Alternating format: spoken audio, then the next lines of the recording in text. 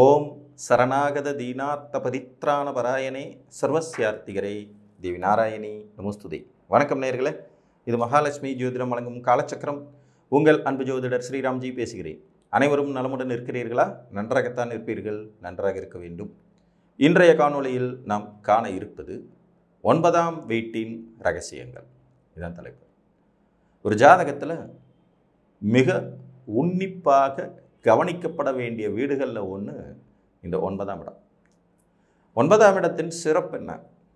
ஒரு மனிதனின் பாக்கியதையை, அதிர்ஷ்டத்தை, முன்னேற்றத்தை, வளர்ச்சியை, யோகிதையை, திறமையை வெளிப்படுத்தக்கூடிய வீடு 9. 9ஆம் இடத்தை குறிக்கிற கிரகம் யார் அப்படின்னு பார்த்தீங்கன்னா சூரியனும் குருவும். இதில் சூரியன் கெட்டுப்போன நிலையில் கூட குரு பகவான் நல்லா இருந்தார்னா போதும், ஒரு மனிதன் அதிர்ஷ்டசாலியாக இருக்க முடியும். 9ஆம் இடம் அப்படிங்கிறது மட்டும் ஒழுங்காக இருந்துச்சுனாலே நல்ல தகப்பன் கிடைப்பார், தெய்வ அனுகிரகம் கிடைக்கும், நல்ல குருமார்கள் அமைய பெறுவார்கள், உயர்கல்வி யோகிதைகள் இருக்கும், நீண்ட தூர பிரயாணம், அதனால் கிடைக்கக்கூடிய ஆதாயம், அதனால் கிடைக்கக்கூடிய முன்னேற்றங்கள் போன்றவை இருக்கும். உங்கள் ஜாதகத்திற்கு பாக்கியாதிபதி என்று சொல்லக்கூடிய 9ஆம் அதிபதி உங்கள் ஜாதகத்தில் ஆட்சி, உச்சம், மூலத்திரிகோணம் மற்றும் திக்பலம், இந்த 4 நிலையில் ஏதாவது ஒன்றில் இருந்து பங்கப்படாமல் லக்னத்திற்கும் லக்னாதிபதிக்கும் தொடர்பு கொண்டிருந்தாலே நீங்கள் ஒரு அதிர்ஷ்டசாலி தான். தொட்டது துலங்கும் யோகிதை அப்படின்னு சொல்லுவாங்க. கைராசியான ஆள்பாவன், அவங்ககிட்ட ஒரு பொருள் வாங்கினோம்னா அப்படியே விருத்தியாக இருக்கும், அவனை பார்த்துட்டு போனோம்னா நல்ல வெற்றி அடையும், அவன் எடுத்து வச்சான்னா அவனுக்கு ஒரு காரியம் சக்ஸஸ்ஃபுல்லாக நடக்கும், உன் ஃப்ரெண்டை அவனை கூட்டிகிட்டு போப்பா, உனக்கு போகிற காரியம் சக்ஸஸ் ஆகும்லாம் சொல்லி கேள்விப்படுறீங்க இல்லையா? இந்த சக்ஸஸிங் பீப்புள்ஸை அதிர்ஷ்டகரமான ஸ்தானமாக உருவாக்கக்கூடியது தான் 9ஆம் இடம். ஸோ 9ஆம் இடங்கிறது ஒரு மிக முக்கிய ஸ்தானம். இந்த வீட்டிலிருந்து தான் நமக்கு தகப்பனின் நிலையை தெரிந்து கொள்ள முடியும், உங்களுடைய கல்வியின் நிலையை தெரிந்து கொள்ள முடியும், உயர்கல்வியின் ஸ்தானத்தை தெரிந்து கொள்ள முடியும், அந்த கல்வியினால் கிடைக்கக்கூடிய பாக்கியதை, அதனால் என்ன முன்னேற்றம் இருக்குது. ஒருத்தர் டாக்டர் படிக்கிறாரு, படிச்சுட்டு சினிமாவில் நடிக்க போயிடுறாரு, இந்த டாக்டர் படிப்புனால அவருக்கு என்ன யூஸு? ஒன்றுமே கிடையாது. ஸோ அந்த மாதிரி இல்லாமல் படித்த படிப்பு அவர் வாழ்வுக்கு பிரயோஜனப்படுற மாதிரியான அமைப்புகளை உருவாக்கி தரக்கூடியது 9. படிப்புன்னு மட்டும் இல்லைங்க, உங்களுக்கு இருக்கிற சொத்து, உங்களுக்கு இருக்கிற பழக்க வழக்கங்கள், உங்களுடைய குருமார்களின் நிலை, உங்கள் தகப்பனார் உங்களுக்கு எந்த விதத்தில் யூஸ் ஆவார், தகப்பனாதி வர்க்கத்தின் மூலமாக கிடைக்கக்கூடிய நன்மைகள், தகப்பனின் காலத்திற்கு பிறகு பெரியப்பா சித்தப்பா உறவு நிலைகள், மூத்த சகோதரனுடைய நிலைப்பாடு, மாமனாருடைய தொடர்பு, அதனால் கிடைக்கக்கூடிய ஆதாயங்கள்னு எல்லாத்தையும் குறிக்கிறது 9. தெய்வ அனுகூலமே 9ஆம் இடத்துக்குள்ள தான் ஒழிஞ்சிட்ருக்கும். உங்களுக்கு தெய்வ கடாட்சம் இருக்கா? கடவுளுடைய கருணை உங்களுக்கு மேலே விழுகுதா? கடவுளின் கருணை பார்வை உங்களுக்கு கிடைக்கப் பெறுகிறதாங்கிறது 9ஆம் இடத்தின் மூலமாக. ஜாதகத்தில் குரு நல்ல பவர்ஃபுல்லாக இருந்தாலும் இவ்வளவு நன்மைகளும் கிடைக்கும். அதே மாதிரி 9ஆம் அதிபதி வலுவாக இருந்து பங்கப்படாமல் இருந்தாருனாலும் இதே மாதிரியான பாக்கியதைகளை நீங்கள் அனுபவிக்க முடியும். அதாவது அனுபவ பாக்கியதை அப்படின்னு சொல்லக்கூடியது 9ஆம் இடம் தான். மேலும் 9ஆம் இடத்தின் ரகசியங்கள் நீண்ட தூர பிரயாணத்தை குறிப்பிடும். ஒருத்தர் வெளிநாடு போய் வர்றது, அடிக்கடி ட்ராவல் பண்ணுறது, அந்த ட்ராவல்னால் கிடைக்கக்கூடிய ஆதாயங்களும் 9. நவரத்தின யோகம் 9ஆம் இடத்துல தான் ஒழிஞ்சிட்டு. ஒருத்தர் அதிர்ஷ்டசாலியாக இருக்கிறது மட்டும் இல்லாமல் ஆடை, ஆபரணங்கள், அணிகலன்கள் எல்லாத்தையும் அனுபவிக்க பிறந்தவர். இந்த அனுபவிக்க பிறந்தவன் நல்ல வீடு, நல்ல மனையால், நல்ல குழந்தைகள், சொத்து சுகங்கள் அனுபவிப்பது, வாகன யோக்கியதை, உங்களுக்குன்னு உதவி செய்கிறதுக்கான நபர்கள் உங்களுக்கு கிடைக்க பெறுறது, தெய்வ கடாட்சமாக வாழ்வியலில் முன்னேறது, எங்கே போனாலும் ஒரு வெற்றியை சூடி வரும் யோகிதைகள் கிடைக்கிறது. இதெல்லாமே 9ஆம் இடத்தில் ஒழிஞ்சிட்டு இருக்கக்கூடிய ரகசியங்கள் தான். மேக்சிமம் 9ஆம் இடம் கெடக்கூடாது. 9 கெட்டால் பாக்கியம் இல்லாத மனிதனாக போயிடுவோம்.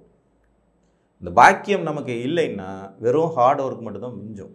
நாயா உழைக்கிறேன், பேயா அலைகிறேன், 10 பைசா சேர்க்க முடியல அப்படின்னு சொல்லி புலம்புறவங்களெல்லாம் பார்த்துருக்கீங்களா? இதெல்லாம் 9 கெட்டவங்களுக்கு தான். ஸோ 12 லக்னங்களுக்கும் 9ஆம் அதிபதிங்கிறவர் யார், எப்படி இருந்தால் ரொம்ப சிறப்பு அப்படிங்கிறத பார்க்கலாம். இப்போ மேச லக்னத்துக்கு குருவே வந்துடுறாரு. ஸோ குரு ஆட்சி, உச்சம், மூலத்திரிகோணம் அடையணும். இதில் இருக்கிற ஒரு சூட்சுமம் என்னென்னா, அவர் 12ஆம் இடத்துல ஆட்சி பெற்றார்னா பெரிய நன்மை இல்லை. ஏன்னா அது ஒரு மறைவு ஸ்தானம்ங்கிறதுனால. 9ஆம் அதிபதி தான் 12ல் போய் வலுத்துறதுனால அந்த பாக்கியத்தின் அளவு குறைஞ்சு போயிடும். நான் அதை தான் முதல்ல சொன்னேன், பங்கப்படாமல் 9ஆம் அதிபதி வலுக்க வேண்டும். லக்னத்தில் இருந்தாலும் சரி, 4ல் உச்சமானாலும் சரி, 9ல் ஆட்சியானாலும் சரி நல்லாயிருக்கும். ரிஷப லக்னத்தை பொறுத்த வரைக்கும் சனி பாக்கியாதிபதியாகவும் கர்மாதிபதியாகவும் வர்றதுனால 9ஆம் இடத்துல அவர் வலுக்கிறது, 10ஆம் இடத்துல வலுக்கிறது சிறப்பு. அதை தாண்டி 6ல் போய் உச்சமடைகிறதுனால அது லக்னத்துக்கு மறைவு ஸ்தானமாக போயிடும். அது பெரிய பாக்கியம், அதிர்ஷ்டம்னு சொல்லிட முடியாது. மிதுன லக்னத்துக்கும் சனி பகவான் 9ஆம் அதிபதியாக வருவார். ஆனால் அவரே அட்டமாதிபதியாக வர்றதுனால இவர்களுக்கு இந்த பாக்கியம் அதிர்ஷ்டங்கிறது கொஞ்சம் கம்மியாக தான் இருக்கும். பட் இருந்தாலும் கும்பத்திலேயே சனி வலுப்பது, தனுசில் திக்பலம் அடைவது, துலாத்தில் உச்சமடைகிறது மிதுனத்துக்கு சிறப்பாக. கடகலக்ன ஜாதகர்களுக்கு குருவே திருப்பி 9ஆம் அதிபதியாக வர்றதுனால ஒரு மீனத்தில் இருக்கிறதும் லக்னத்திலேயே திக்பலம் மற்றும் உச்ச வலுப்பெறதும் சிறப்பு. இவர் போய் தனுசில் ஆட்சி ஆகும்போது என்ன ஆகுன்னு கேட்டிங்கன்னா 6ஆம் அதிபதியாக செயல்பட ஆரம்பிச்சிருவார். காலபுருஷனின் பாக்கியஸ்தானத்துக்கு குரு அதிபத்தியமாக இருந்தாலும் கடகலக்னக்காரங்களுக்கு மட்டும் அந்த 6ல் இருந்தாருன்னா கொஞ்சம் நெகட்டிவ், அது மறைவு ஸ்தானமாக போயிடும். சிம்மலக்னத்துக்கு செவ்வாய் பாக்கியாதிபதியாக வர்றாரு. இவர் விருச்சிகத்திலையும் இருக்கலாம், மேசத்திலையும் இருக்கலாம், ரிஷபத்தில் திக்பலம் அடையலாம். ஆனால் மகரத்தில் போய் உச்சமானார்னா அதிர்ஷ்டம் இருக்காது. போட்டி, பொறாமை, வில்லங்கம், வம்பு வழக்கு, சண்டையோடு சேர்ந்து தான் மனுஷன் முன்னுக்கு வரணுங்கிற மாதிரி மாற்றி அமைச்சிடுவார். கன்னியை பொறுத்த வரைக்கும் சுக்கிரன் லக்னத்தில் நீச்சம் அடையக்கூடாது. மற்றபடி 2ல் இருக்கலாம், 9ல் இருக்கலாம், 7லையும் இருக்கலாம். இவர்களும் பாக்கியதையை அனுபவிக்கும் தன்மை கொண்டவங்களாக மாறுவார். துலாத்துக்கு புதன் 9ஆம் அதிபதி, இவர் 12ல் உச்சமாகி புண்ணியம் இல்லை. லக்னத்தில் திக்பலம் அடையலாம் அல்லது 9ல் ஆட்சி அடையலாம். இந்த 2 நிலைகளில் அதிர்ஷ்டத்தை தரும், பாக்கியதையை அனுபவிக்கும், 9ஆம் இடத்தின் வலிமையை பறைசாற்றும் யோகிதைகள் கிடைக்கப்பெறும். எந்த லக்னமாக இருந்தாலும் லக்னத்தில் குரு இருந்தார்னா அது ஒரு சிறப்புங்க. ஏன்னா லக்னத்தில் குரு திக்பலம் அடைவார். இவர் காலபுருஷனுடைய பாக்கியாதிபதி. ஸோ ஓரளவுக்கு அந்த 9ஆம் இடத்தின் அனுபவங்கள் கிடைக்கப்பெறும், நன்மைகள் கிடைக்கும். விருச்சிகத்துக்கு சந்திரன், இவர் லக்னத்தில் வந்தார்னா நீச்சம் அடைஞ்சிடுவார். 7ஆம் இடத்துல உச்ச வலுவோடு இருக்கலாம், 9ஆம் இடத்துல ஆட்சி வலுவோடு இருக்கலாம். மேலும் பௌர்ணமி சந்திரனாகி 6, 8, 12ல் மறையாத நிலையில் இருக்கலாம். பௌர்ணமி சந்திரனாக இருந்தார்னா லக்னத்தில் இருக்கலாம். இப்போ உதாரணமாக கார்த்திகை தீபம், கார்த்திகை மாதத்தில் சந்திரன் இங்கே உள்ள இருக்கிற போது நேர் 7ஆம் இடத்துல சந்திரன் உச்ச வலு அடைவார். அது ஒரு சிறப்பு. அதே மாதிரி வைகாசி விசாகத்தில் பார்த்திங்கன்னா இங்கே விருச்சிகத்துக்குள்ள சந்திரன் வந்தாலும் பௌர்ணமி சந்திரனாக இருப்பார். வைகாசி மாதத்தில் வர்ற விசாக நட்சத்திரத்தில் அந்த மாதிரி நிலையில் இருக்கலாம். பாக்கியாதிபதி வலுத்திருக்கிறார் அப்படிங்கிற அடிப்படையில் நல்ல வளர்ச்சி பெறும். தனுசுக்கு சூரியன்கிறதுனால இவர் லக்னத்தில் இருந்தாலும் சிறப்பு, 10ஆம் வீட்டில் திக்பலம் அடைஞ்சாலும் சிறப்பு, 9 சிம்மத்தில் இருந்தாலும் சிறப்பு, 5ல் உச்சம் பெற்றாலும் வெகு சிறப்பு. மகரத்தை பொறுத்த வரைக்கும் புதன் வலுவான பாக்கியாதிபதி. இவர் காலபுருஷனுக்கு 6ஆம் வீட்டுக்கு அதிபதி. இவர் 9லே இருக்கிறது லக்னத்தில் இருக்கிற சிறப்பது. 6ஆம் இடத்துல போய் ஆட்சி பெற்றானா அவ்வளோ பெரிய விசேஷம்னு சொல்லிட முடியாது. கும்பத்தை பொறுத்த வரைக்கும் சுக்கிரன் 2ஆம் இடம், 4ஆம் இடம், 9ஆம் இடம் எங்கே வலுத்தாருனாலும் இவங்க கொஞ்சம் அதிர்ஷ்டத்தை அனுபவிக்கக்கூடிய தகுதி உடையவர்கள் தான். இவங்களுக்கு பாக்கியம் கிடைக்கும் யோகிதைகளை சுக்கிரன் தருவார். பட் கெடாமல் இருக்கணும். அவர் ராகுவோடு சேர்ந்து, கேதுவோடு சேர்ந்தோ, சனியோடு சேர்ந்தோ, சூரியனோட ரொம்ப க்ளோஸாக போயிட்டோ அந்த பலனை தர இயலாத நிலைக்கு தள்ளப்படக்கூடாது.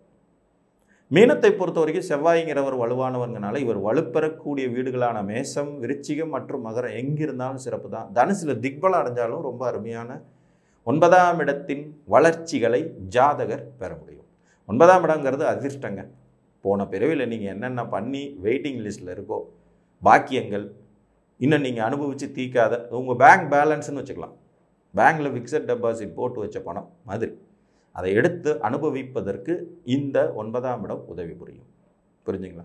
நல்ல குருவை அமைத்து கொடுத்து, நல்ல தகப்பனை அமைத்து கொடுத்து, நல்ல சுற்றத்தை அமைத்து கொடுத்து, நல்ல தெய்வ அனுகிரகத்தை அமைத்து கொடுத்து, மாதா பிதா குரு தெய்வம் அப்படிங்கிறதுல இந்த பிதா குரு தெய்வம் இந்த 3இன் வலிமையும் 9க்குள்ளே தான் ஒழிஞ்சிட்டு. ஸோ 9ஆம் இடத்தின் ரகசியங்களில் 9 வலுத்தால் ஒரு ஜாதகன் அதிர்ஷ்டசாலியாக மாறுவான் என்று கூறி மீண்டும் ஒரு காணொலியில் உங்களை சந்திக்கும் வரை உங்களிடமிருந்து அன்புடன் விடைபெற்றுக் கொள்வது உங்கள் அன்பு ஜோதிடர் ஸ்ரீராம்ஜி. நன்றி, வணக்கம்.